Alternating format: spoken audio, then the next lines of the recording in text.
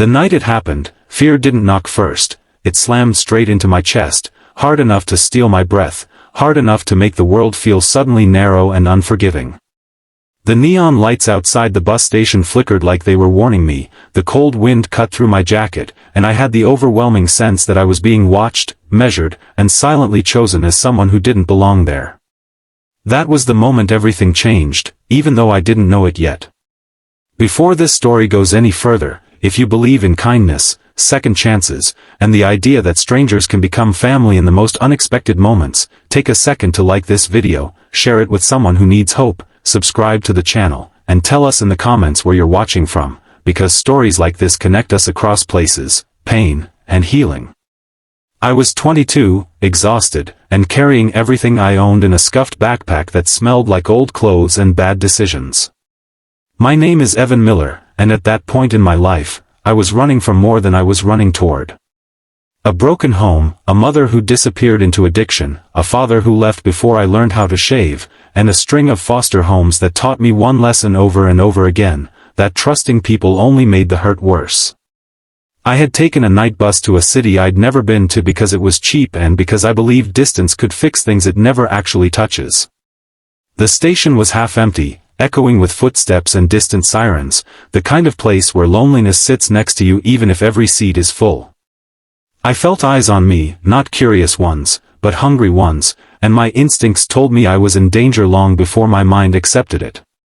3 men lingered near the vending machines, pretending not to watch me while watching me too closely, their body language wrong in a way you feel in your bones. I shifted my backpack, trying to look older, tougher, invisible all at once, but fear has a smell, and they caught it. That was when I noticed him, a large man leaning against a pillar near the exit, broad shoulders wrapped in a worn leather vest, gray threaded through his beard, arms marked with years of ink and stories I couldn't read. The Hell's Angels patch on his back should have terrified me, and it did, at first, because everything I'd ever been taught said men like him were danger incarnate. But his eyes weren't on me the way theirs were. His eyes were sharp, alert, scanning the room like someone used to protecting territory, not preying on the weak. I felt him move before I saw him move, the air shifting as he stepped closer, close enough that I could smell gasoline and leather and something unexpectedly human, like coffee. He leaned in just slightly, his voice low enough that only I could hear, telling me I was in danger and that I needed to pretend he was my dad. My heart nearly stopped. Every alarm inside me screamed that this was insane, that trusting anyone was a mistake, but the 3 men had started walking toward me, their steps synced with my rising panic. I nodded, barely able to breathe, and suddenly his arm was around my shoulders, heavy and solid, the weight of it anchoring me to the ground like gravity itself. He guided me away from the benches, his presence changing the entire temperature of the room. The men noticed immediately, their confidence cracking as they took in his size, his colors, the way other bikers nearby subtly straightened, alert now, aware. We walked slowly, deliberately, like this was normal, like I belonged with him, like I wasn't a kid who had learned to survive by disappearing. His hand squeezed my shoulder once, reassuring, steady, and for the first time in years, I felt what it was like to be shielded instead of exposed.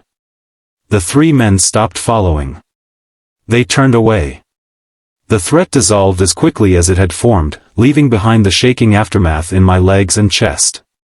Outside, the night air felt different, cleaner somehow, and the city noise softened into something manageable.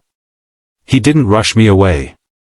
He stood there with me until my breathing slowed, until my hands stopped trembling, until I could think again. His name was Jack Turner, a road captain with more miles behind him than ahead, and a man who had buried friends, brothers, and regrets without letting them turn him cruel. He didn't ask me why I was alone or where I was going. He just made sure I was safe first. That alone broke something open inside me, a quiet crack I didn't know I needed. Jack walked me to a late-night diner across the street, a place glowing with yellow light and the smell of fried food and second chances. He bought me a meal without making it feel like charity, sitting across from me like this was something he did every day. I learned that he'd lost a son years ago, a boy not much younger than me, taken by a drunk driver on a rain-slick highway. I learned that sometimes saving someone else was the only way he knew how to breathe through that loss. I learned that kindness doesn't always come dressed the way you expect it to. Over greasy fries and bad coffee, something in me shifted. Not healed, not fixed, but nudged toward hope. Jack helped me find a shelter for the night, then a program that helped kids like me get job training.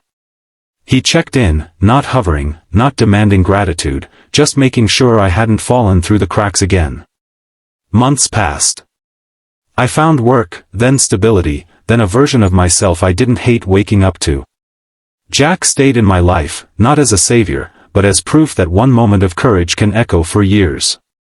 The real shock came later, when I realized how close I'd been to disappearing entirely that night, how a single whisper, a single choice to care, had rerouted my entire future. I finished school. I built a life.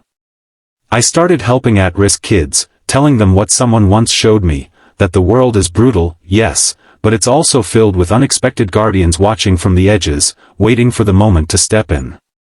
If this story has reached into your chest, if it reminded you that compassion can come from the most unlikely places and change everything, please like this video, share it, and let your engagement be a signal that stories of humanity still matter.